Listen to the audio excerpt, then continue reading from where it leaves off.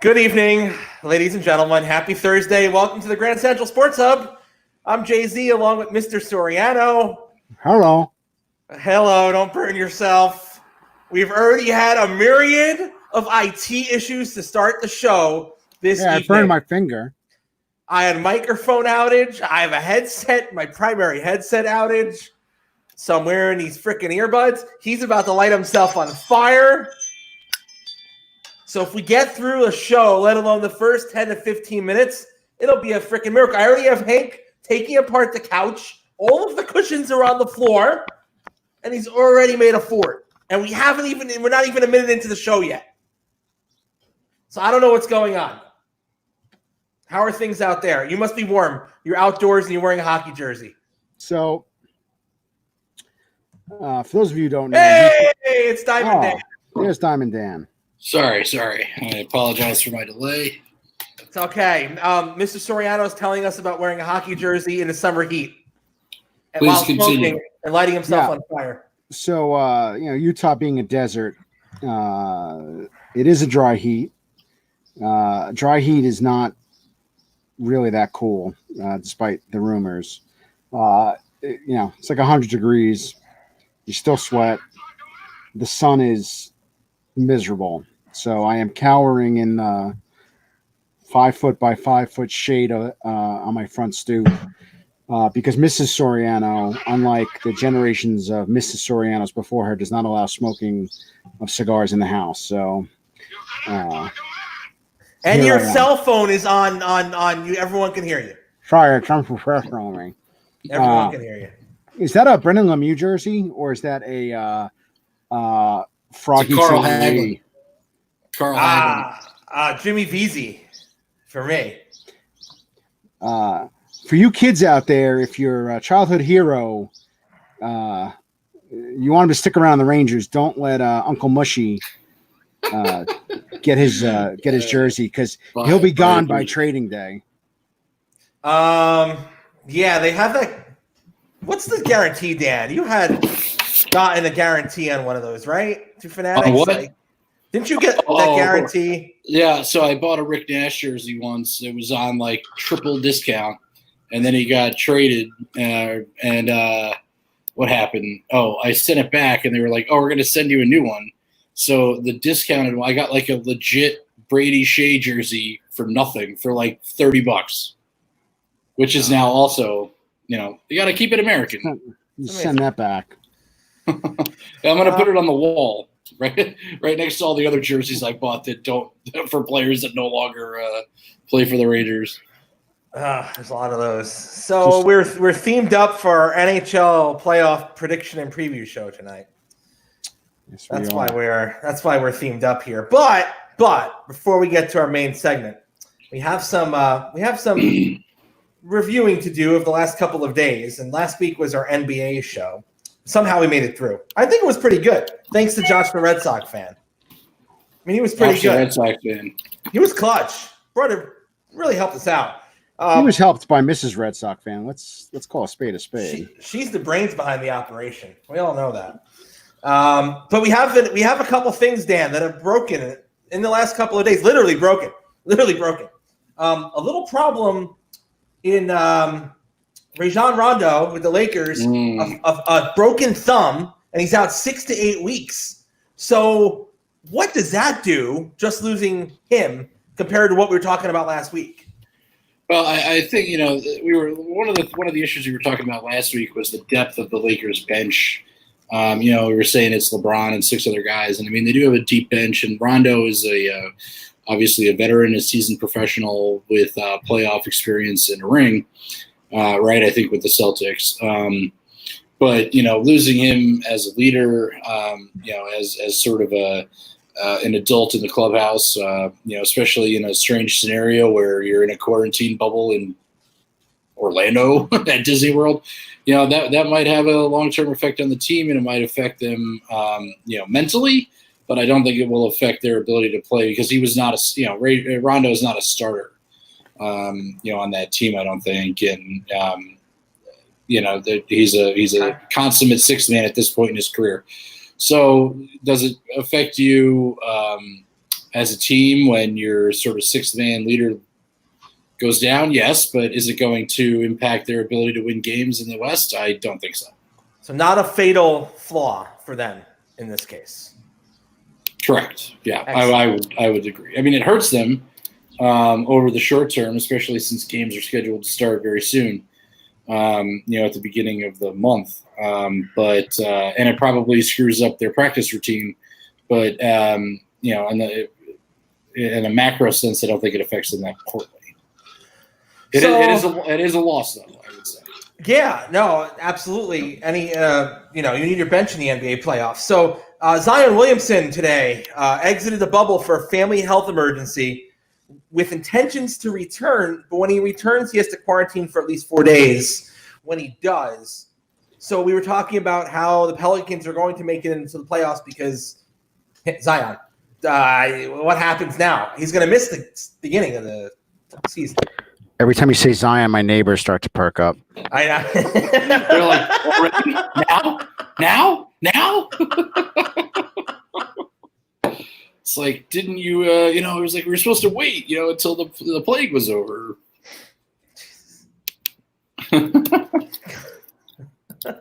Sorry to derail. Please. I don't know. I'm deferring to Dan for opinions on Zion. Does this maybe make the Pelicans not make it and lose in their preliminary stretch there? I have no idea, to be honest with you. I mean, I don't know the Pelicans that well. I couldn't tell you the four other guys that start with Zion on a nightly basis. But you can bet that that's going to suck for whoever's carrying the NBA on TV if he's not back in the early rounds. It's a ratings problem right there at the very least. Right. We talked about this last week. I mean, you want, if David Stern, Christ, if Manfred or Rod Manfred, I can't even, Adam Silver, finally got right. Who the hell are these guys? All these sports are coming back at the same time, so I can't think straight. But if they all have something in common. What is that, Matt? Is it they're also Zionists in one way. But if Silver could move the Pelicans into the East, so you would have a bracket in a short season that ends with the Lakers playing the Pelicans, or at least LeBron playing Zion Williamson, then it would be a perfect world for them. But it's not obviously going to happen, and now it's even more in question. Yeah. The biggest news though for your team, the Houston Rockets, we have 2 COVID tests that were positive. It looks like James Harden and Russell Westbrook are positive for the COVID. So, what? Yes, 2 days ago. Where have you been? No.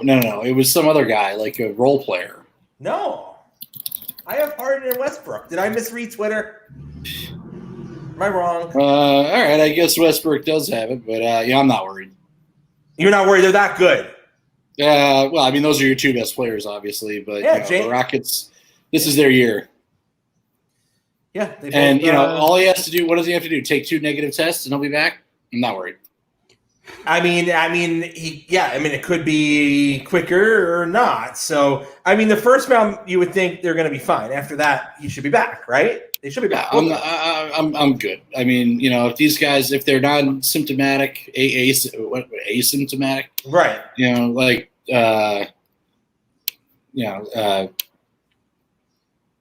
Everyone.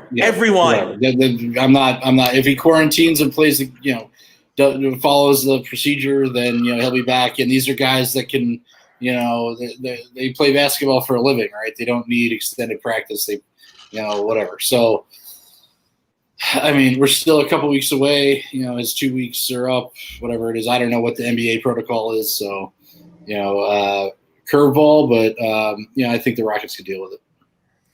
And you're a confident man. You have actual money on this here. So if you're confident, that's right. That, the statement of integrity is that I did wager what I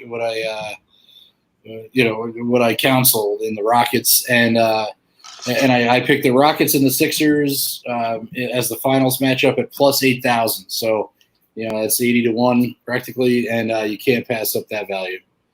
Look at that. The man is confident, Mr. Soriano. So I'm willing to believe him.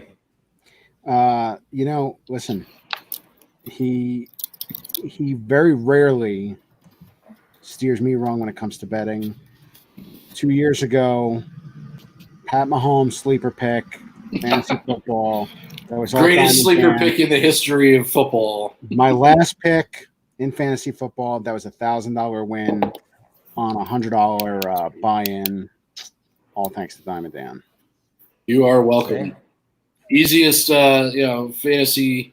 Yeah, he was the most electric preseason player since Victor Cruz. And what did Victor Cruz do? Not only in one season did he have the longest touchdown in Giants history at 99 yards that I was present for on Christmas Eve against the Jets at MetLife Stadium, but he led a team to their second Super Bowl. So Victor Cruz there was one game, I think it was actually against the Jets in preseason, where he scored 4 touchdowns. Nobody paid any attention to Victor Cruz, and I was like, that kid, Patterson, New Jersey, undrafted out of UMass, is going to be a superstar. And he was for about 2 years. So Patrick Mahomes is going to be a superstar a lot longer than that, even, depending on what his contract says. That was an easy pick. I also, I wasn't on this show, or was it on it wasn't on this one because the plague had started by the Super Bowl.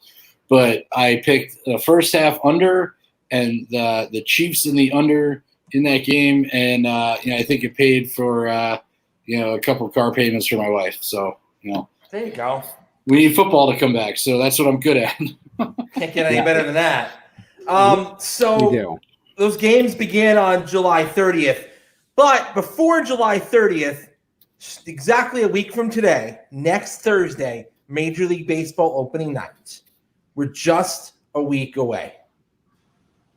So we had a large discussion about baseball a couple weeks ago. We touched on training camp or summer camp last week. For Mets camp, Mr. Soriano, in the last week, anything come out at you? Anything new? Anything interesting?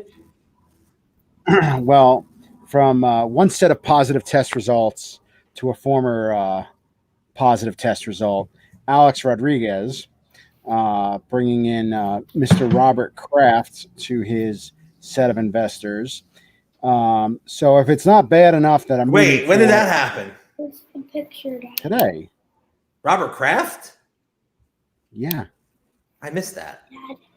Well, not necessarily for his purchase. See, I'm drunk and you're derailing me, okay? It's like having a fly. Hey, there's Andrew. Hey, Andrew. They said hello. Hi. Come on, buddy. Do you want to own the Mets? Oh, you went golfing? Yes, you went golfing. He hit the ball better than I did, and he's the next owner of the Mets. You know what? We'd be much better with Andrew than we would be with Freddie Coupon. No, it's true. Freddie Coupon. So Rodriguez is bringing in he's bringing in Robert Kraft to help develop my beloved Willets Point into similar to Patriot Place, just without all the tug joints that Bobby likes and similar establishments. So, A-Rod is really making this push. And listen, what kid doesn't grow up following a baseball team who wants to one day own it? It kills me to be rooting for a former Yankee, but he really, from a fan's perspective, he's a smart baseball mind. He knew how to get that needle right down the heart of the plate every single time, and I'm rooting for him certainly over Cohen. I think Cohen's just trying to get a sweetheart deal right now, but that's really been the biggest news right now. It's down to 4 investors. The Yo-Yos that own the Devils, A-Rod, Cohen, and Shelley Adelson. And for those of you kiddies at home, he owns the Venetian in Las Vegas. Big booster for the President of the United States. If you've ever been to the Venetian and seen a cranky old man on a scooter, that's Shelley Adelson, worth many, many, many billions of dollars. Some of those that I've contributed to his casino, as a matter of fact. Chairman of Las Vegas Sands Corporation, You could see his private 747 when you land at McCarran Airport. Mhm. He is apparently in on the bidding. I'm not rooting for him. I'm all in on A-Rod. Sadly, also Robert Kraft, so I am rooting for the Yankees and the Patriots right now. What a weird – that tells you the state of everything. There is a legitimate bidding war here, and A-Rod needs people on his group, and he's got a group. It's a large group now. Travis Kelce, an active football player apparently in this group, which is really interesting. I'm not sure we've seen that before. Are you concerned at all, though, that A-Rod's had to get this many people in this group and how things might play out if they have to work together to own a team? I don't care if he goes out and gets a GoFundMe because he's going to be the principal owner, you know. I think, I mean, again, put yourself in his shoes. You're going to want to go out and do whatever it takes to get your hands on the team. And I think he wants this bad, and he's going to put together everything. Listen, he went out and got the vitamin water kid who sold vitamin water to Coca-Cola for $500 billion. Right. 50 Cent? What's that? 50 Cent? No, the other vitamin water guy. I can't remember his name. He owns racehorses. He barely made it out of St. John's, and then he sold vitamin water to Coke for $500 million. He's super he's got no book brains, but he's super smart when it comes to business. He's getting funding wherever he can. So he's out there fundraising. He doesn't have the cash in his pocket like Cohen does, but he wants to own the team. And, if he has to mortgage the insurance on J-Lo's butt cheeks, I think he'll do it. Yeah. A lot of insurance on those butt cheeks. I think he's determined because he's got three other folks that he's bidding against that are way more rich than A-Rod. So he's not dropping out. He's in it to win it, right? And that's the feeling I get. Just like Steve Yzerman. Yeah. And the rumor is, in the Post this Sunday, the rumor was that the Wilpon family wants to see him land with the team because they want to see someone who actually loves the team. For all of Wilpon's faults, people don't a lot of people that don't know the history of Fred Wilpon, but he went to high school and played baseball with Sandy Koufax at Lafayette High School, which was a baseball factory in Brooklyn. Third week in a row talking about John Franco. John Franco, also graduate of Lafayette High School, greatest left-handed closer in the history of the game. Since Trevor Hoffman was not one. Since Trevor Hoffman switched from lefty to righty. But Sandy Koufax also went to Lafayette, and that's part of the reason why Fred Wilpon bought the team. He was like so many other Met fans of his age, like my pop's age. He was a converted Dodger fan, and here he was. He had the money. Buy a baseball team. If I had a couple extra zeros at the end of my bank account, I'd be in on the bidding. But my overdraft doesn't quite cover that. But I think talking about fans, and A-Rod is as close to a non-traditional owner in a fan sense in the baseball obsession way that I think would be really interesting. He would make Mark Cuban look like this. I really do. Yeah, well, Cuba's a controversial owner, but I respect the guy. Oh no, and he's listen. The guy is unique. If you don't want a traditional owner, A-Rod's the way to go, and I think he can make the franchise respectable and be good for the players. They'll want to play. They'll want to play for that team. They absolutely want to play for that team, without a doubt. I hope whatever happens, they do develop that area out there. It has potential like none other. It would be sad not to be able to get your breaks done in the seventh inning, but this place has potential. It could be awesome.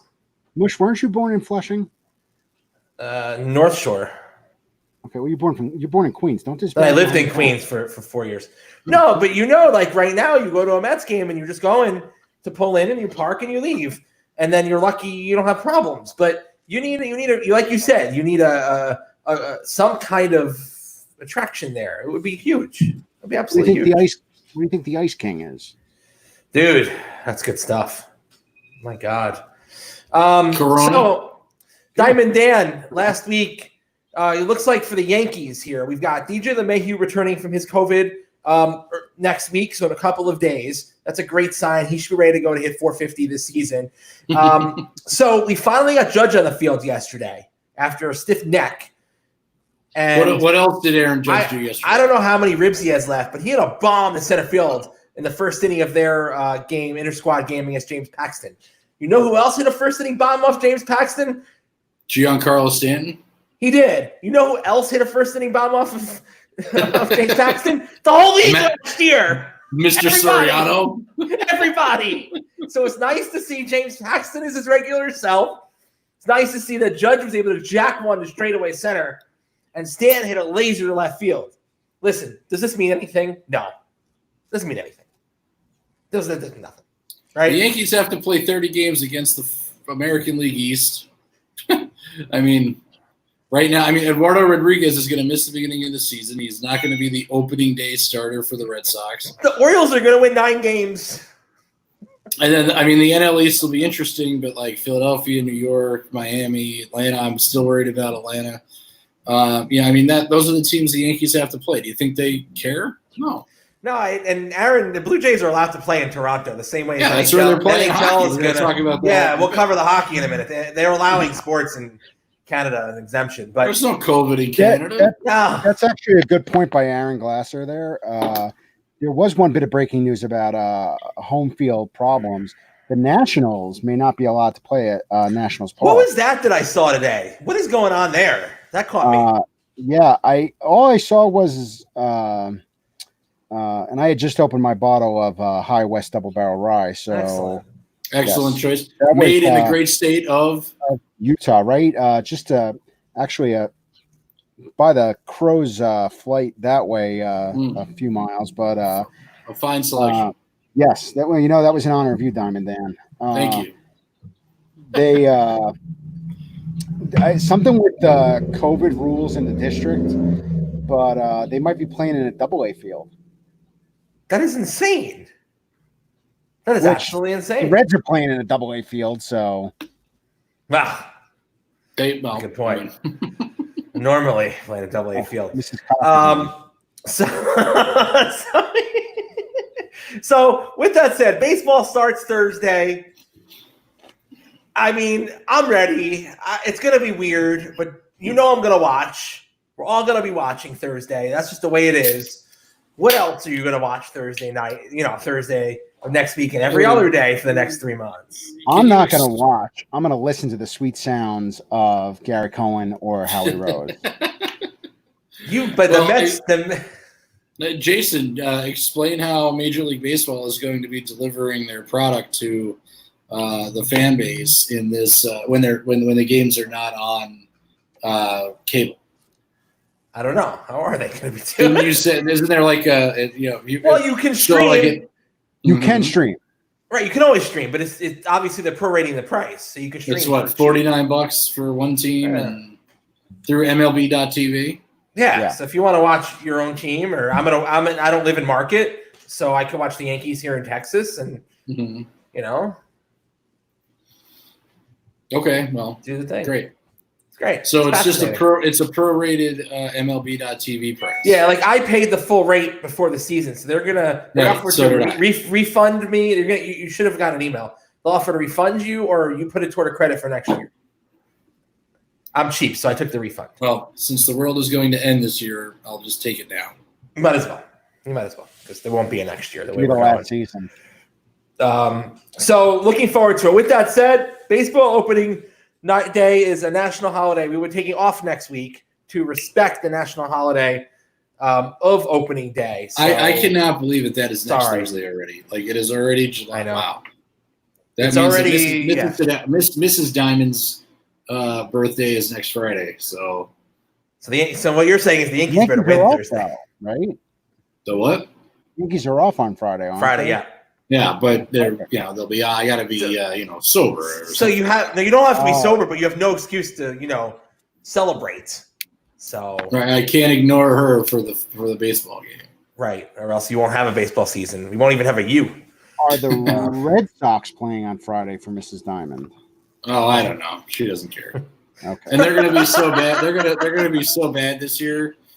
I mean, JD Martinez is going to be begging to get out of his contract to get traded. Well, I didn't even realize he was still on the team, honestly. I thought he retired. I thought he went down to AAA.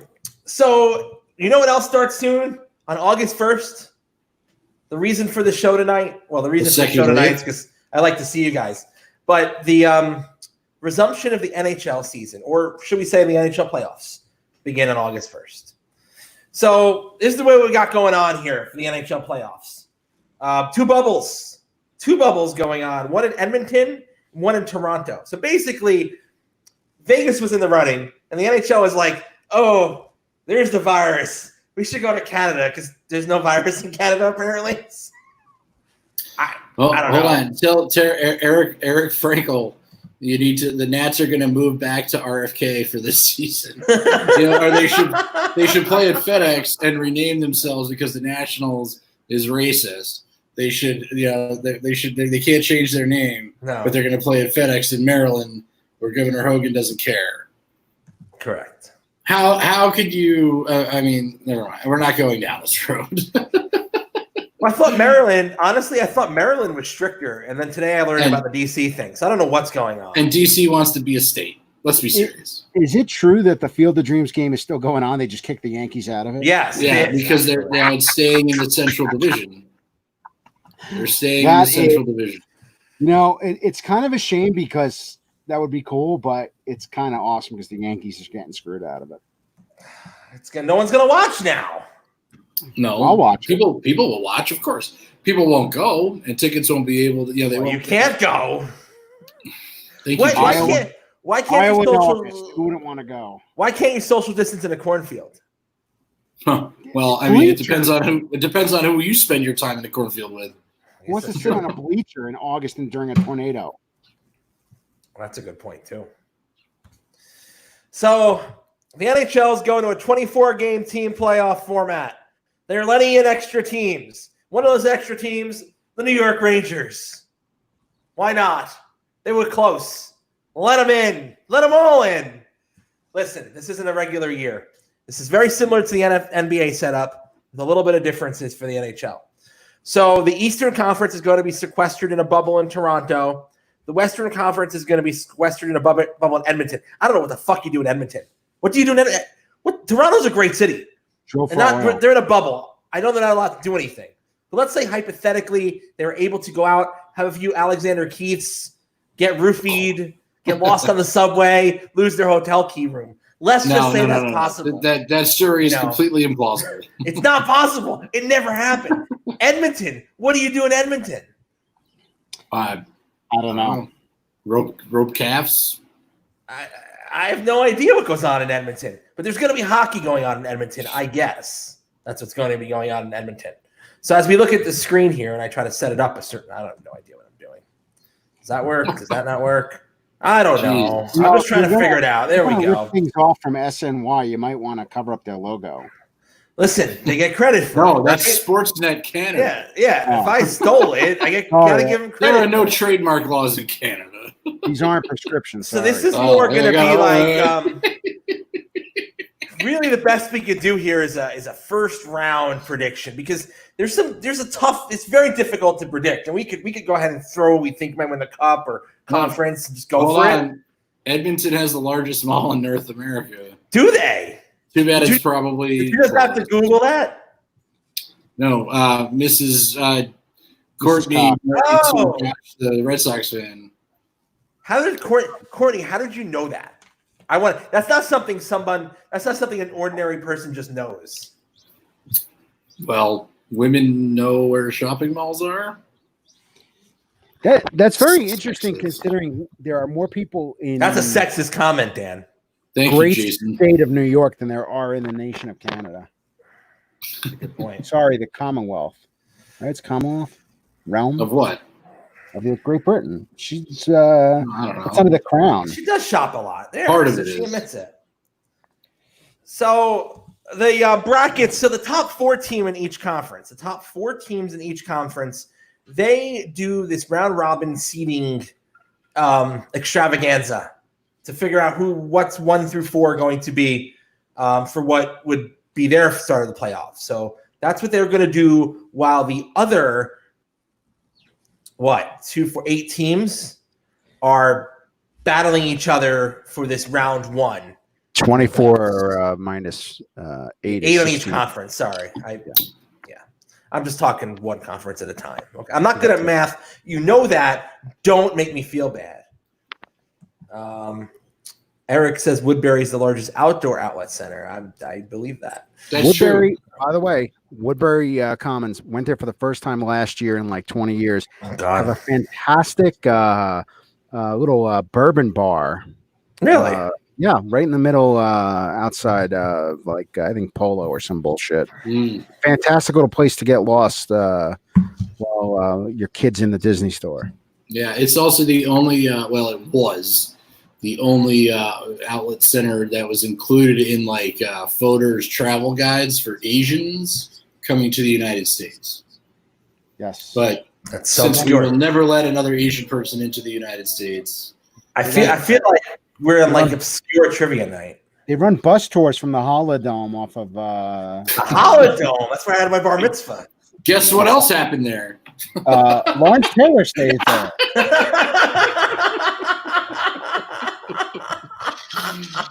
That's right. I've read the indictment. I know. So think about it. When you had your bar mitzvah, it will live in New York Giants infamy forever. Mush, I should have invited him. Lawrence Taylor was at your bar mitzvah.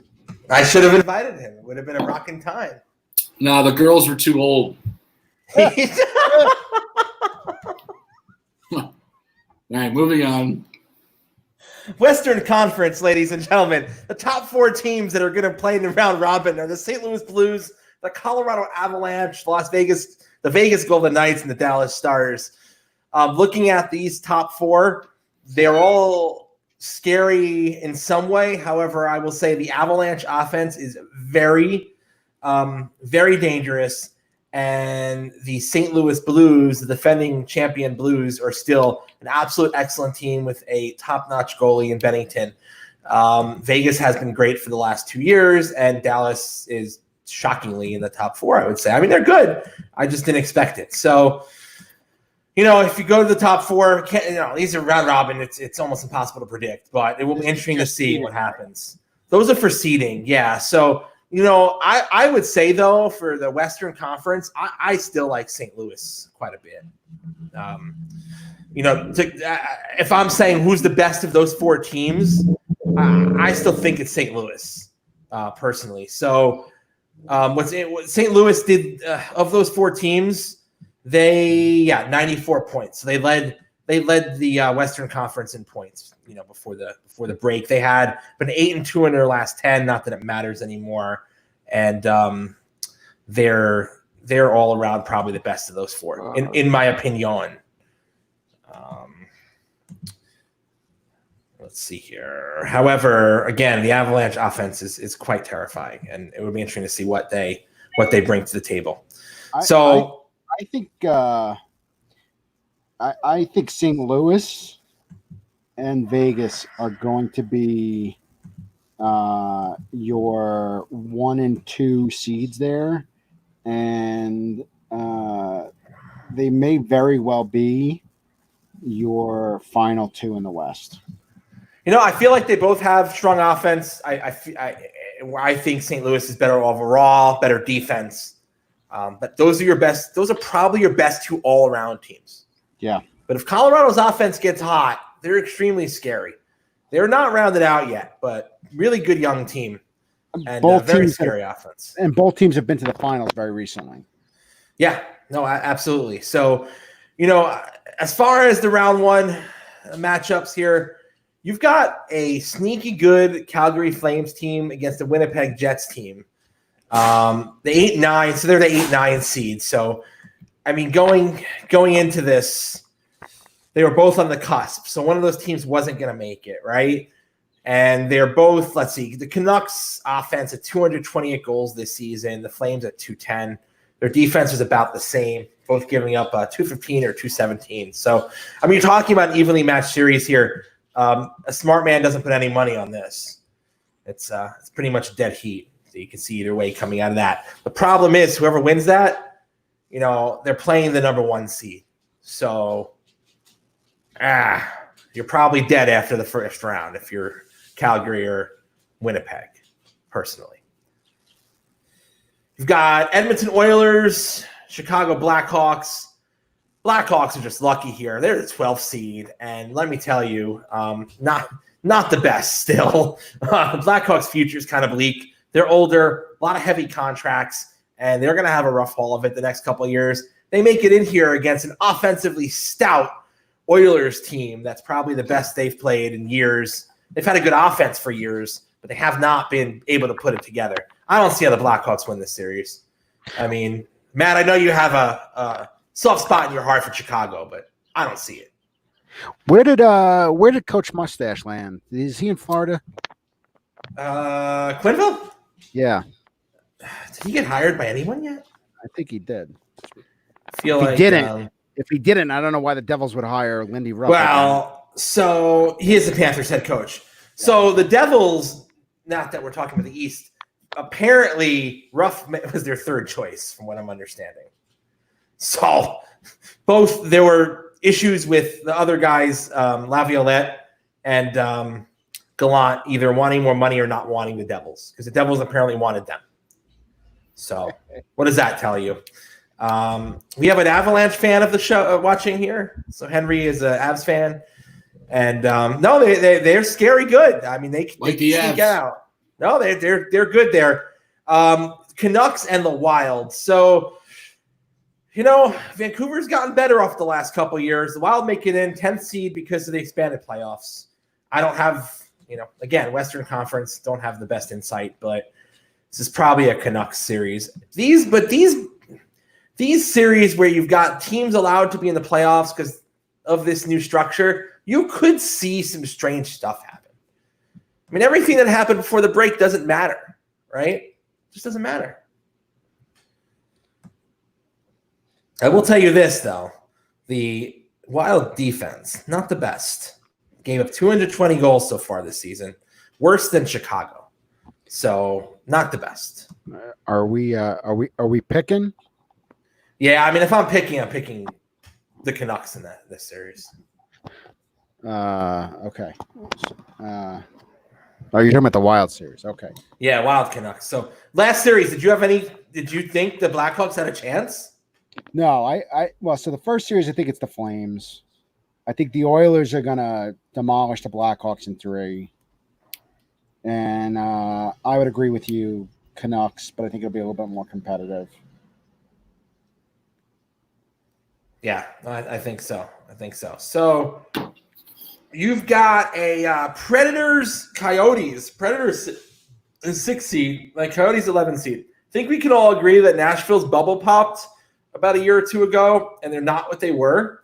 But, I mean, Taylor Hall and the Coyotes, they still didn't make – they fell in the second half. They had a great first half, and they fell off tremendously in the second half. They got Taylor Hall. It didn't matter.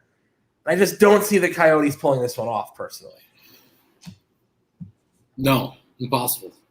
Well, now it's going to happen because you said impossible. No, I said it. You didn't. I'm going to actually go with the Coyotes on this one, only because I agree with you. Do you like the gambling odds? Is that why? Like, what 2,500 to win the conference. What about to win the series? Hold on. I think Nashville is, again, the bubble popped, and they're just they haven't been able, for a team that couldn't get over the hump for a long time. They got there, kind of a la San Jose Sharks. At some point you got to start that fall from grace. They probably, Nashville did really good in the regular season, but this is a new season. It is, and that's why it's so hard to predict.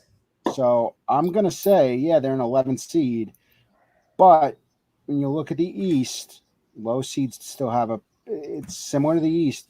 I know, and we'll get to that. This is true. We shouldn't. I wouldn't write off the Coyotes. I think, Taylor Hall does bring something to it. These guys get out there, they train a little bit. They've had some time on their hands to think about things. Give them a chance. I'm going to say the Coyotes in 5. Henry agrees with you. He's calling for the Coyotes as well. And I would Um, say that Vegas also agrees with you because Arizona's down to plus 115. Yep. So you're talking like $15 on a $100 bet. That's and the Predators are still holding at 139 minus 139. So it's pretty much a toss up. How you doing, Hendry?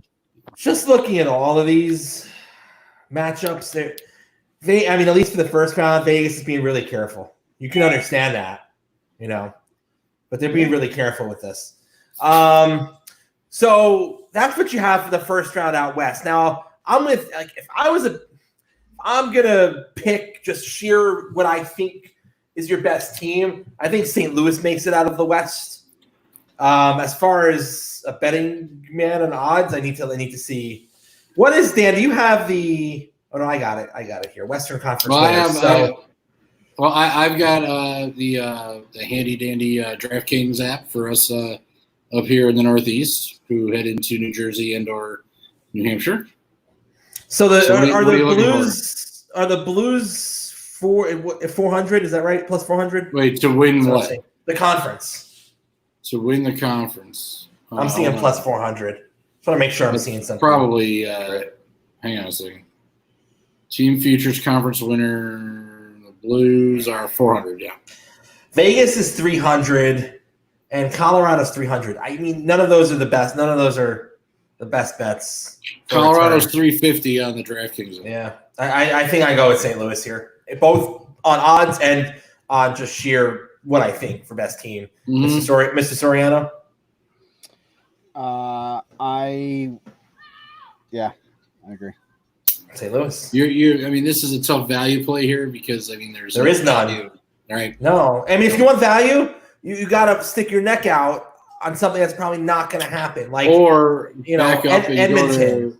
Go to, a champion, a conference, championship division matchup, or a conference, or a Stanley Cup breakdown or something. I don't know. Something in the NBA, you're able to take who comes out of the East, who comes out, who's going to be the finals. And I took the Rockets and the Sixers at 8,000. It's like, if that, it's like betting what's his face over the weekend there, Cole Custer. Right. You hit $10 on that, you're paying for your mortgage for a couple of months. So, you got to look for the value in those picks. Yeah, just nothing's comforting in the West. None of those other teams are. But Vegas wants you to put a $5 bet on a 5-2. It's like you don't get paid anything. You don't win. No. So you have to make your money work for you. That's Diamond Dan's foundational principle. Well, make your money work for you. That is why Jesus invented the parlay. Yeah, that's a good point. Yeah, which is why Jesus should take away parlays with the English Premier League because it doesn't work. So, Eastern Conference, your top four teams, Boston Bruins have been an absolute buzzsaw this year. The Tampa Bay Lightning are doing the normal regular season stuff, which we'll talk about their shortcomings. The Washington Capitals are pretty much still the Washington Capitals. The Philadelphia Flyers have been sneaky scary all year and probably playing way above what many people thought they would be, especially with the Alain Vigneault coach situation. Nominated for Coach of the Year. Right? So the Bruins at 100 points led the Eastern Conference this year. The Lightning at 92 points, the Capitals at 90, and the Flyers at 89. All of these teams really strong on the offensive side of the puck. The Bruins with the best defense by far, only giving up 174 goals this year. They are just really good on the blue line. It's going to be hard to knock them off, and I do think they become the first seed of the round robin when that's all said and done. Mr. Soriano? I could only hate this quartet more if you took out the Lightning and replaced it with the Islanders. Yeah, or the Penguins. Right. The Bruins, sorry, Mrs. Cock, but give me a break. They're a dirty team. the coach of the Lightning, how that guy still has a job after the way he's not going to in about 2 months because they're not going to make it out of the second round. Ovechkin should be at the Hague standing trial for targeting all of our soldiers in Afghanistan, and the Flyers he are only snipes from the dot on the left side. That's right. And the Flyers are the Flyers. The only way I could hate them more was if they put Alain Vigneault in as a coach, sitting there behind the bench chewing his gum and with no no emotions in his facial expressions. So, and they added Kevin Hayes, who had a great year. So I think they're dangerous. I think Dan likes them, right? For not likes them from a betting perspective. Well, yeah, they're a good bet. I don't think they. I think the Lightning will be the Lightning. They'll seed and they'll get out no matter who they play. I think the Flyers. I think the only team that's going to go deep is the Bruins. And sorry, Courtney, but I don't think they're going to be hoisting any hardware this year. Bruins are good. I don't know. They're scary to me. Yikes. The Bruins gave us a great series last year, right? They played great hockey, but I mean, again, in a shootout type scenario, this is the same type of arrangement that the NBA has. I feel like the front runners are doomed. Yeah. There's a lot of, I don't want to say good, mediocre teams in the East, but there's a lot of good teams. Mediocre teams in the East? Yeah. A lot of, I mean, teams with mediocre records. The records just don't define who they are. It's a tough. The Eastern Conference is back to kind of black and blue hockey again. Well, let's start from a tough series. Toronto Maple Leafs and the Columbus Blue Jackets, 8 and 9 seed game here. So Toronto offensively scary as can be. Defensively and goaltending, absolute freaking terrible. Right? They've given up 227 goals this year. They're as bad as the Panthers, as bad as the Canadiens, if not worse. From goaltending and defense perspective, right? They're underachieving, coaching change in the middle of the year against a Columbus Blue Jacket team that even though they lost so many players, Bobrovsky, Panarin, and more last year, John Tortorella has them show up every night. John Tortorella is the right coach for a hardworking playoff team. Yep. They're not good offensively. They've only scored 180 goals this year, the worst in their division. In fact, the second worst in the entire conference. They've scored less goals than the Ottawa Senators, but they've only given up 187 goals this season. And that actually is the best in the conference. Second best, the Bruins. So playoffs, it's not an 8-7. It's not going to be 8-7 hockey, right?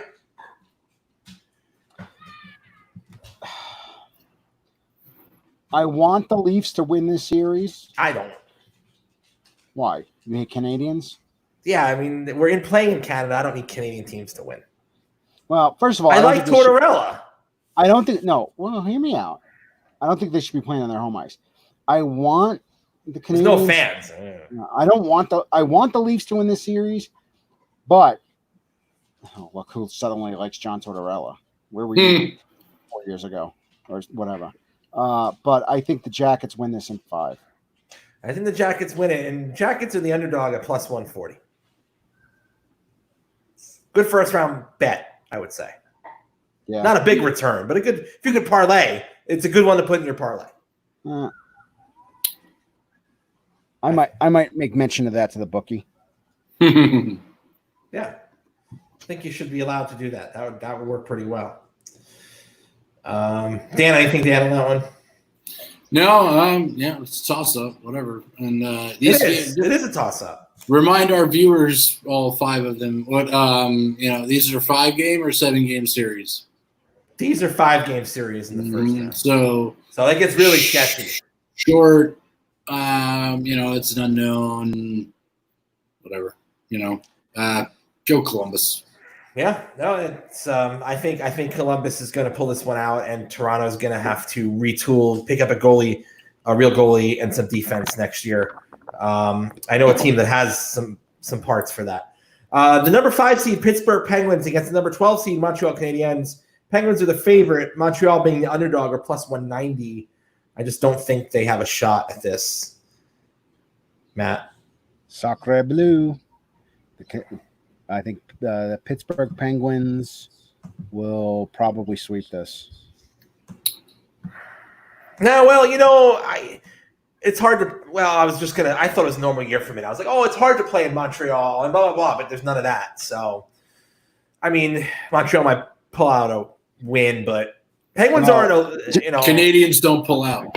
Do they bring the obnoxious fans and Madame what's her name to sing the anthem? Here's the problem. The Canadiens are a 500 team at 31-31. They're not anything like a playoff team. They're not. I mean, really, they're not. Here's the problem too. That division, the Atlantic Division, the Canadiens are 31-31, and they're the 5th place team in that division. That division is awful, right? Mm-hmm.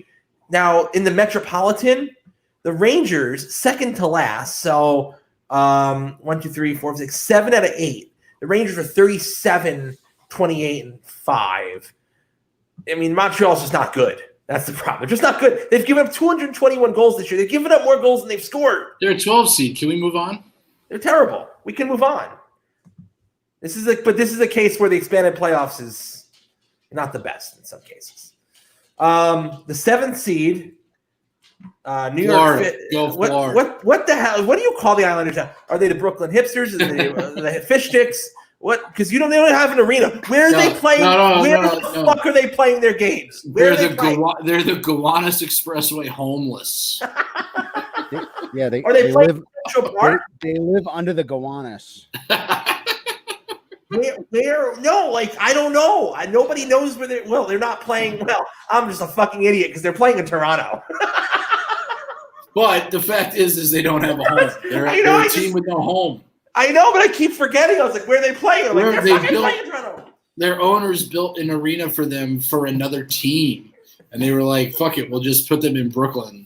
And they were like, although when the Belmont Stakes 2 weeks ago, whatever it was. Those beautiful overhead shots of Western Queens on NBC. There was the arena being built right there at Belmont Park, sullying the name of a great NYRA racing facility.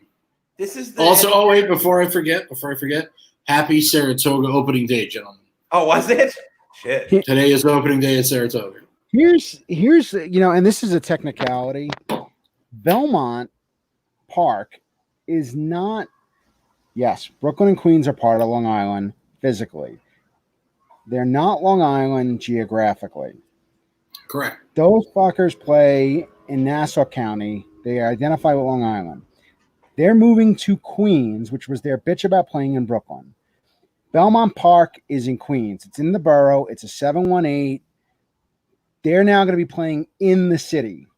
So are their fans not going to support them there now because they're not playing in that shithole barn where the fucking roof leaks? I hope they don't. I hope the arena goes bankrupt just like the other one did. They just got to remember to take a different line on the LIRR. That's it. I mean, there's a train station at Belmont. I can't do a Long Island accent, but they're all gonna have to take the Cross Island instead of the Northern State. You can't forget that. Oh my God. So the Islanders, I mean, had a good season, but at the end of the day, it was going to be really interesting to see what would have happened if this season had played out because they had 80 points and it was so tight at the Eastern Conference. You had the Hurricanes at 81, the Blue Jackets at 81, the Islanders at 80, the Rangers at 79. It would have been so much fun to see who actually made it in out of that group, which is why the expanded playoffs is fair in my mind for situations like this year because you didn't play the last 10 to 12 games. But don't let the seeds fool you. The Islanders are not much better than the Rangers or the Hurricanes or they may not even be better. So the seeds are meaningless here. They really are. Well, according to it, the seeds may be meaningless, but according to, I can't speak to Las Vegas odds, but according to Nikki the Greek, the Rangers are plus 2,500 to win the cup, and the Islanders are plus 4,500. So, well, here's the problem. Here, that's interesting that it's that much of a disparity. The Islanders and the Panthers have the same amount of wins. So don't let these seeds fool you. This is a toss-up in all sense of toss-ups, and Vegas thinks so too. They're both negative 115, negative 105. So don't bet it. Well, so my the nice gentleman that takes my action has that series completely even. So I agree with you. It's complete toss-up. It is. It is. I think the Panthers are going to take that series. The Islanders and their fans, as usual, have a tremendous chip on their shoulder. I would not pick the Islanders even if they were the President's Trophy winners with 0 losses for the season. But betting completely with my head, I think the Panthers will pull this out. They got that Russian kid who is like the next Pavel Bure. I'm picking the Panthers in a 5-game series. I will say this, just reading this, the Islanders have won all 3 meetings against Florida this season and 4 straight dating back to last year. So they do have Florida's number. That is something to think about because the next series we're going to talk about has the same kind of situation, shall you say. The 6th seed Carolina Hurricanes against the 11th seed New York Rangers. Again, the seeds mean shit because we just discussed what things looked like in the Eastern Conference when the league was shut down. The Rangers won all 4 meetings with Carolina this season, and their last one in 2018-2019. So, I mean, the Rangers have Carolina's number, and they're actually a big trade partner with them quite often. And seem to come out on top of all those too, Adam Fox. And, I mean, I'm trying not to be biased here, but I'm biased. What can I tell you? Carolina to the Rangers is what the Minnesota Twins are to the Yankees. Yes, it's a very good point, Diamond Dan. Excellent point. It's a very good point. What will happen after? I don't know because, especially because this is the problem is, you've got to play the 3 seed after, and then you're gonna hit some difficult hockey teams if you win this series. But all signs to me point to the Rangers continuing their dominance over the Hurricanes. Nothing's changed my mind. I mean, you got 3 different goalies you can throw out there. Lundqvist doesn't lose against Carolina. Shesterkin's going to get to be the number 1, and rightfully so. But you got so many options. Yeah. Well, look at it this way, and here's a good point. You bring up Lundqvist, and I know you and I have argued about this because you want Shesterkin to play in the start. Lundqvist does play extremely well against Carolina, but he also plays extremely well in the playoffs against Philadelphia and the Capitals. He's beaten the Capitals all but once in the playoffs.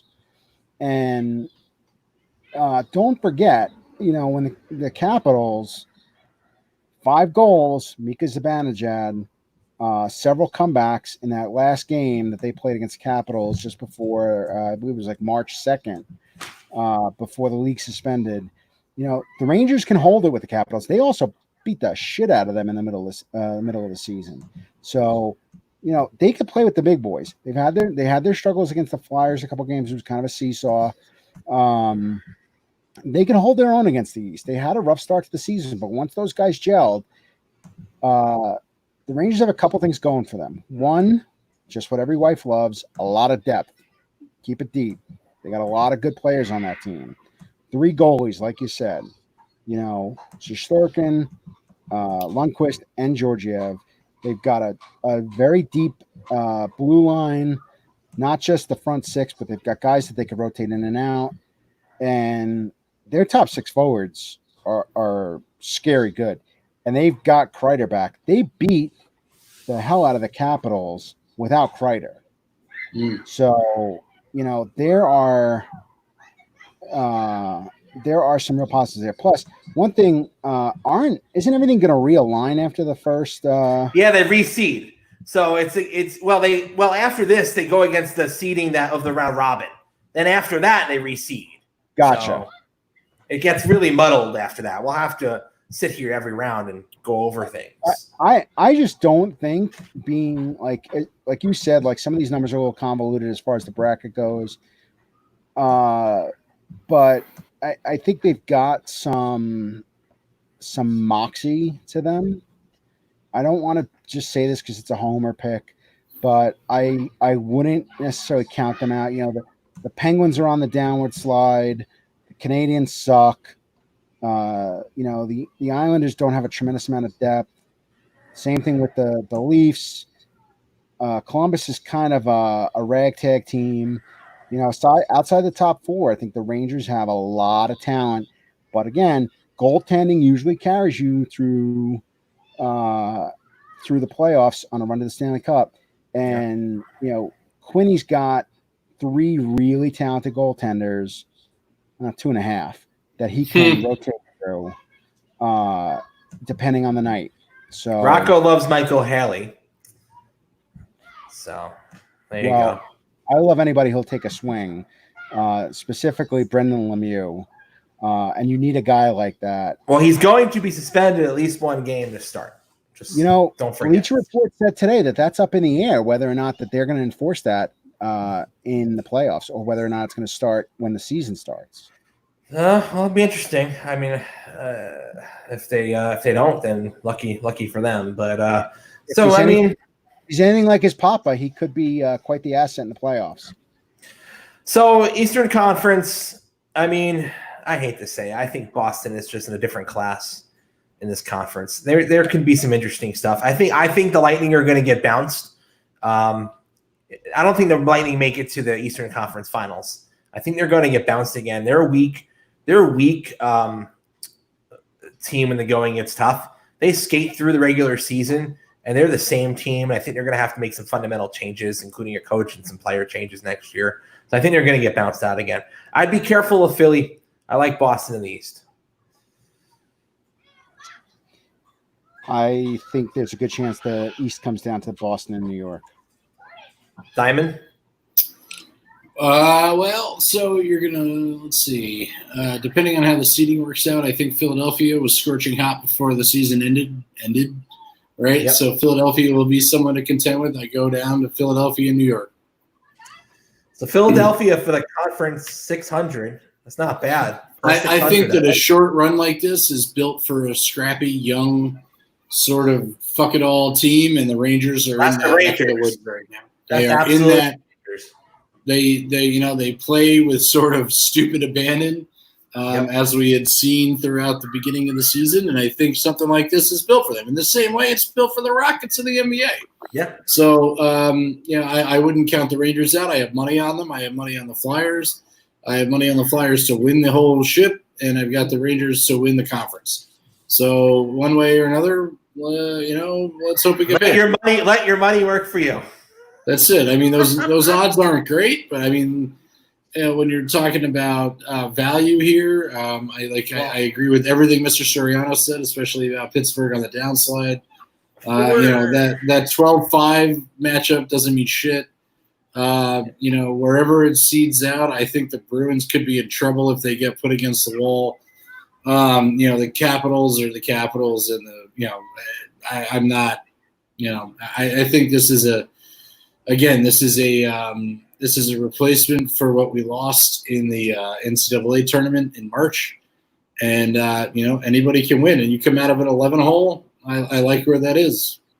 I mean, I think the Rangers will dispatch Carolina, and from there they're going to have confidence, and then you're going to be like, "Why the fuck not us?" So just like Jake Taylor said, there's only one thing left to do: win the whole fucking thing. That's right. That's it. I think you have some viable options in the East that are good values that can actually work. I think the West was more difficult there. I think the East, you definitely have, even if you wanted to put the freaking Penguins at 700. I mean, you've got options. But you got to lock those odds in now before it gets, they're going to go down after the first round and they'll get even worse. Don't tell us we didn't, tell you not to do that. So right. So there's your kind of preview predictions of the NHL playoffs. There's a lot to come, and luckily it's getting started soon. And we'll get we'll see how Did it all goes. we get a finals analysis here? Who's gonna I don't know if you can. Yeah, like I was saying, Bruins. We were on Bruins Blues for some of us. Rangers. I mean, what can you really predict right now? It's really impossible. I say JD took over the team. Rangers Blues. Oh boy. I like I like Calgary. I mean, that's kind of not a very deep sleeper, kind of like me, not a deep sleeper. Huh. I mean, New York, the Rangers, they can get hot and get stupid. I mean, I don't really care who comes out of the West, to be honest with you. I don't pay a lot of attention to Western Conference hockey. Never really have. But, No. I'll take the Rangers over Colorado. Why not? Be a hell of a series. Oh my god. Talk about the offense in that series. It'd be ridiculous. I will like to see what the Flyer. I mean, the thing that was before everything ended in early March. Like the Flyers were on like a historic run, right? As difficult as it is to say that, I mean, they were playing like out of their minds. It was almost like they can't lose tomorrow, and that's the mentality you have to have in a short season like this, right? Is you have to go into the locker room and say, we will not lose tomorrow, whether or not you're up 2-0 or you're down 3-1. It's like you're just not going to – it's what the Red Sox did to the Yankees. It's what the Rangers did against the Penguins back in 2014 with St. Andrew of the Blue Line. It was like, you just have to go in there with confidence and a fuck-it-all attitude, and I think the Rangers are in that spot, and that's what makes them dangerous. Yeah. And Quinny wants that. He's got that BU edge, right? He knows how to coach these young dudes. Like he knows how to coach guys that are now at the peak of their game. In Boxford, Massachusetts' own Chris Kreider is now the leader for some reason on that team behind Panarin. So I think there's and he was a BC product, whatever, Jesuits. Yeah. But either way, I think they're built for this. I think they're ready to go, and I'm ready for them to get back on the ice. And everybody, like all of their practices, everything that even Larry Brooks can't, deny it. Like they're loose, they're ready to go. They want to play, and they want to go out there and fuck some shit up. As long as Jeff Gordon and Quinn run that team, the Boston Mafia is going to be the leaders of that team. So that's why they re-signed Kreider, right? That's all that bullshit about, we can go out and get a king's ransom. Somebody on this chat was like, Kreider could go and get us a king's ransom and a goaltender, blah, blah, blah. And now we've got 3 goaltenders, a Chris Kreider, and a chance at winning the cup in a weird, bizarre, extended season of fuck. Guys, we have a breaking news item. Actually, I was gonna go with one thing, and now we just had a breaking news item pop up on my phone. Are you gonna spend 45 minutes trying to find the chimes again? Yeah, Mets bidder Alex Rodriguez calls for players to accept the salary cap system. Wow, what is that? That's Alex Rodriguez time. ESPN is reporting that Alex Rodriguez, amongst the bidders for a possible purchase of the New York Mets, called for players to accept the type of revenue-sharing system that's tied to a salary cap and sparked quick opposition from the union. Wow. Okay, then. Mr. I need $250 million and my own suite on the road, or I'm going to Texas. And, by the way, I don't have enough money to buy the team, so please will you guys all take a pay cut? Why is anyone who wants to own the Mets a cheap fuck? Tell me. That's so fucking ironic hearing that from you. I just got to say, the cheapest bastard I know, a guy who wouldn't give his Dave & Buster's points to a 7-year-old girl so she could buy a fucking exploding pen or whatever it was. No, I might need these someday. Is calling Alex Rodriguez cheap. I did not see this coming. He must know that Wilpon's going to accept his offer because he's already trying to fucking start shit, shake down his employees. God. He's like, shit, I'm going to have to pay Pete Alonso as much as Pat Mahomes. Right? Hey, he's lucky though. DeGrom's already locked up for the next 7 years, so. I I'm not a fan of the salary cap in baseball. I don't. But you love it in hockey. It's worked, and I don't know, different freaking sport. Oh, Tara's not happy with you. I don't remember that story. You don't remember that? No. Tara, we went to Dave & Buster's before going to a Rangers Ducks game, and Jason had like 40,000 points from skee There's ball. no way. I don't know how to play skee ball. I'm half or something like that. I think he was bumping that coin machine that dumps the coins over the edge of the cliff. I mean, with my nose. And there was this little girl who was like 5 points short, and I gave her my card or some shit. And I was like, Jason, give her your points. He's like, I'm not giving her my points. She's like, oh, mommy, I want that teddy bear. And she's like, well, honey, you're a little short, but maybe next time. I'm like, here's my card. She's like, oh, I'm still a little short. Jason, give the kid your points. What? He literally takes out his wallet right in front of her and like slides the card behind his debit card right in front of the kid. I don't remember. I thought she was probably going home to Ronald McDonald House too. Any parting words, Andrew? Uh-huh. Oh, yeah. Uh-huh. Oh, yeah. All right. Good. Wow. That was amazing. Yeah, well, that's a perfect segue to get away from your cheapness. Oh my god. And the final story tonight. Apparently, this came along Yahoo Mayberry. Yes. about 30 minutes ago. The Major League Baseball stadiums will pipe in crowd noise using MLB The Show sounds for games next year. You know, I will say this, that they did it with the English Premier League on NBC. Yeah.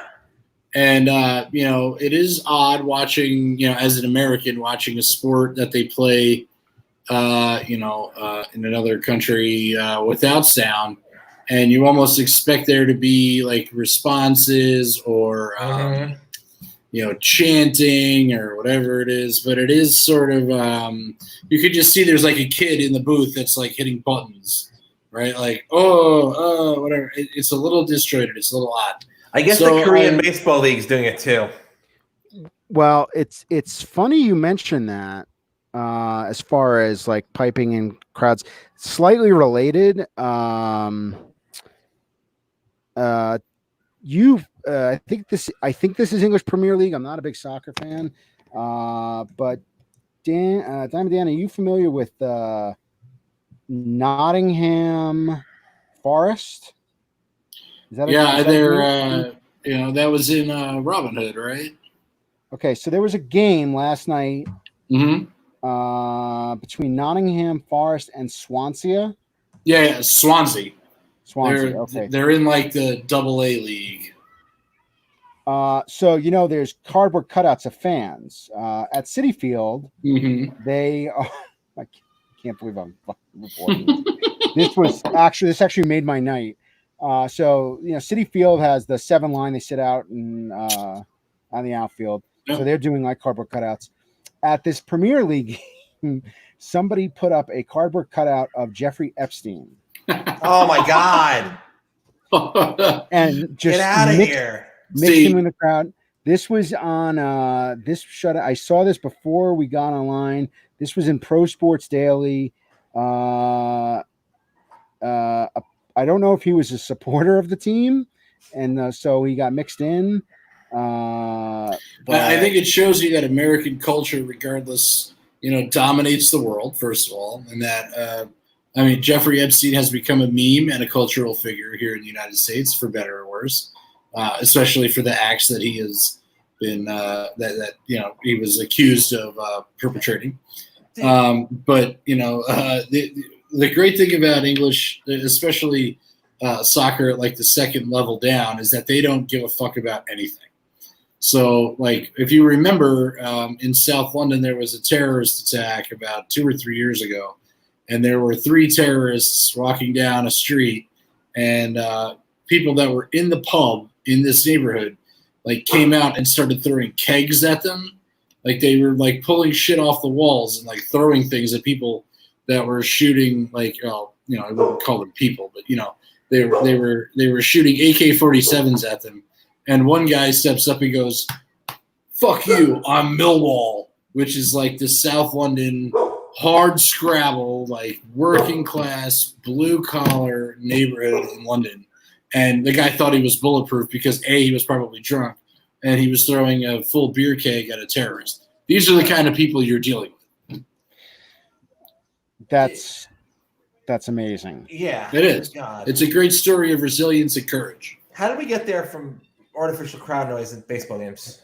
I don't Because we were talking about doing it in the EPL, where Yeah. it was and for American viewers, this is the other irony about the EPL, is that the first EPL game that was on prime time in the UK was put on the BBC. When Crystal Palace played Liverpool, a couple weeks ago. Yeah, that was the UK fans. Like I have a friend of mine who grew up in London, and he says he's like, we used to there was like the game of the week. So imagine like if the NFL had one game of the week and you couldn't watch. Like you think the blackout rules are bad in the US. Think about this. Like there are 9 teams in London alone in the English Premier League, and then the rest are scattered across the island. They had to like go out. They would go out on Saturday night and then either come home at 10:30 to watch the game of the week of the Premier League, or like wake up the next morning and watch it on replay. They don't show the games for some reason, like on the BBC or on any like selective station in the UK, but yet we can pay for it through NBC in the United States. Like, what is can you believe that? So, right. So NBC was piping in. They were like, you could go on our app or on whatever it is. And now they're going to move to Peacock, which we could talk about in a future episode. Mm-hmm. And listen to the game without piped-in crowd noise, because it did provided NBC the opportunity to show more games on NBCSN here in the United States, because they more or less controlled all of the rights to it and then sold them to the BBC to play games in their own home country. So, like, if you think it's bad enough that we have, like, you can't watch the Giants in Massachusetts because of the way everything is devised, or if you can't watch the Eagles outside of Philadelphia because you have the Steelers game at 1:00, think about not even being able to see the team that you follow that's like down the street from your house on television because of some stupid right. So that's how we ended up on this conversation about piped-in crowd noise. Well, Jeffrey was alive and well in his cutout, and there was no news. There was nothing around. Hillary wasn't in the seat next to him. No Clintons in the seat. Did you send the cutout to City Field? That's because they could never be seen. They operate in darkness. That's right. I did not send the cutout to City Field. Here's another. Of me, you Mr. mean? Soriano, I have a question. You. Right. No. So were Mets fans allowed to submit pictures of themselves They were. for the cardboard cutouts? So I did not know that the Mets were doing that. The 7 line was doing it where, because they have a huge following, or they're called 7 Line Army. Like, you could buy packages. So you could send your photo to the 7 Line and they would put you as part of the army for various games, and they would rotate you in and out of that. And I know I'm the only Met fan that follows this wonderful empire that you've built, Mush, but they are a fantastic little empire or business that they've built there, and they do a pretty good job of keeping the fans involved. There you go. But no, I will not be. My likeness will not be represented in City Field this year. How do you think you get your likeness right behind home plate? I don't know. Money. I wonder if there will be. I wonder if the Dodgers are going to have a sleeping Larry King. Mary Hart. I just remember the whole. Every time the Mets play the Dodgers, Larry King is dead asleep behind home plate. Well, isn't he dead? And I think he's kind of alive. Mm. He's got to be 100 years old. Smoking cigarettes on national television. The good old days. Now you can only smoke on podcasts. Very, very Roger Sterling of you.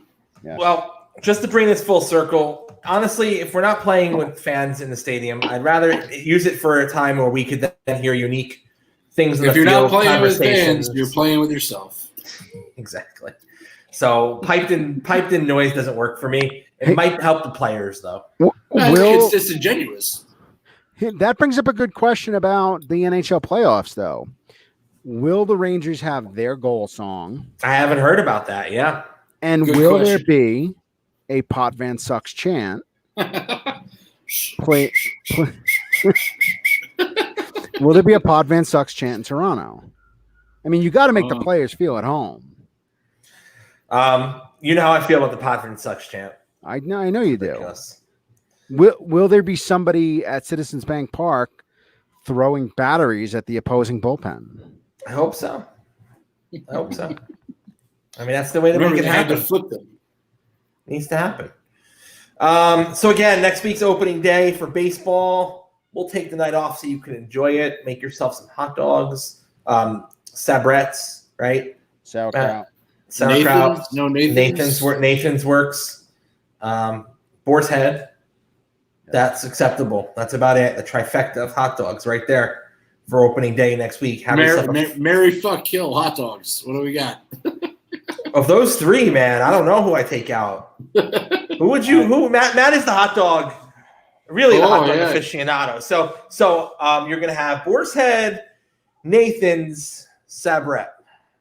Start Sabrett, bench Boar's Head, cut Nathan's. Wow. But here's the thing, because we're talking about supermarket hot dogs, not at the ballpark, or not like, we're not talking about going to Nathan's, right? Where you get the nice soft French fries from fucking Red Fork. Well, we're just talking the hot dog. Right, We're talking the French the fries. cheese. Yeah. We're talking about hot dogs you're grilling at home. Don't fucking boil those hot dogs. Don't boil them. No, don't boil those. Don't boil You gotta have sauerkraut. Courtney has, I don't know what brand that is. Cam. What is that? Fenway Franks. Trash. Do you get those? Do you get those at what the fuck's that? What the hell? Market? Why would you steam your hot dog? What is it, dude? What the fuck? You're from New York. What's the matter with you? You gotta grill your hot dog. Come on. What's the fucking 7-Eleven up in Massachusetts? The Star Market. No, the other one. Not Quaker Farms. Cumberland Farms. Cumberland Farms. You get Cames and Cumberlands? Cumbies. Hey, didn't I hear like 700? Say that with a straight face. I heard that Dunkies is closing like 700 stores. Is everybody like fucking losing their minds there? No, so remember that the only stores they're closing are in gas stations. Oh, so they're severing their agreement with whatever gas station it is that they have it with. I was going to say there must be a lot of novenas being set up there. Right? Oh, believe me, if they started closing Dunkin' Donuts around here, there'd be a fucking uprising, worse than you see in the South. Believe me. There's a lot of candles being lit. Let me tell you, in the middle of a pandemic, people are like, where the fuck? You got to see the lines. The line's out of control. All these people waiting for their fucking iced coffee. I got to get my ice. I'm like, you can make coffee at home, you fucking mix. Let's go.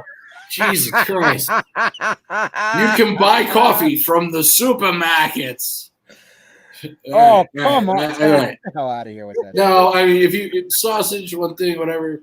Shout out Tuckaway Tavern in Raymond, New Hampshire. Great sausage, best sausage on the East Coast, except for down in New York. And there's nothing beats a grilled premio with sausage and peppers. Oh yeah, hot. Go on YouTube. Keith Hernandez grilling sausage and peppers at Citi Field. Oh God, nice ice cold beer. That's a good substitute from a hot dog at a game. But from the hot foot to the hot dog. That's right. That's right. It's a good transition. God, now. Transition. Drink. I'll drink. We brought up transitions once again. That's right. Frickin' Citi Field has the best food though. Mama's of Corona. It's a good pork store in Corona. They have great outlet in Citi Field. Corona Queens. See, that's the thing. Tuckaway is not. This is the chef has been on, Jesus Christ Reincarnated, Guy Fieri's TV show, and they've got a spot here at the mall now, but they need to get into Fenway. That's what they have to do. You're right. That would be like the next level for them. It's the same thing that Danny Meyer did. Your girl there in Corona. Got to get into the ballparks. Well, they put him in the ballpark because Mama's a Corona caters the team lunches. Mm. So press box, all that kind of shit. Yeah, the place is tiny. It's been there forever. It's a little literally it's a little shithole pork store. It's fantastic. Big Satrials. Yeah, small. Nobody's getting chopped up in the back. All right. Well, and Mush will have ketchup on his hot dog. Yeah. No, I won't. What the fuck's yellow, wrong? Yellow mustard. Let alone Yellow fucking ketchup. Fuck off with that shit. Fuck off with yellow mustard. I can't wait to go. You know what? I was at Costco today. Good suburban dad that I am. And the Premios, they had like 100 Premios. I wanted to buy all of them and make them for fucking opening day. Little did I know that opening day was next Thursday. If I knew it was that soon, I would have got them. I think I'm going to smoke some. Oh, so good. So all the way around. Oh, right. Oh, man. When you see that in the deli counter, you know. Yeah. Oh, Tara talking shit about your city. Throw Tara off the show. Oh my goodness. Josh is in. The Red Sox fan. Here we go. All right. Josh, the Red Sox fan. You missed the beginning of the show. Dan's not worried. I'm not worried. We're talking about 2 negative tests will be fine.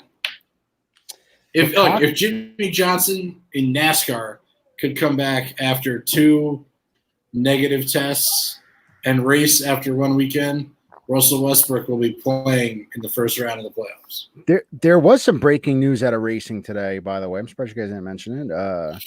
Danica Patrick and Aaron Rodgers broke up today. Oh, really? Yeah. Well, they're both scumbags, so whatever. I guess did Aaron Rodgers come out finally? His outfit from last year definitely came out, but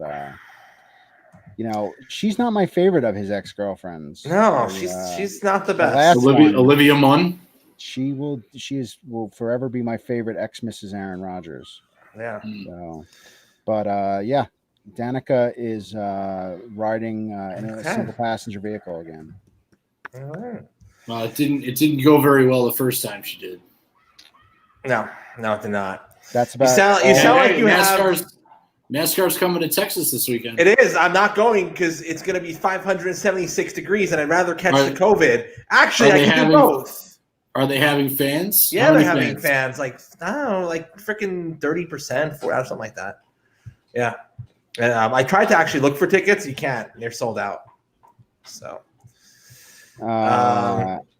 Josh wants to go to the bubble.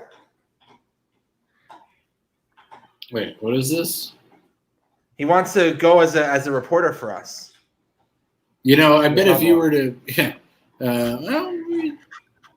are we credentialed medium? No. We'll work on that. If Josh, if you're going by yourself, we would write cock on there, not cocks. It's singular. Well, apparently he's already received an offer to visit the bubble. Don't you know, Tara, that the heat kills the Rona? Didn't you pay attention? Look, we got racing this weekend. We got the Memorial this weekend. Look, Tony Finau, Black Lives Matter, in the lead in the first round of the club in the clubhouse at the Memorial.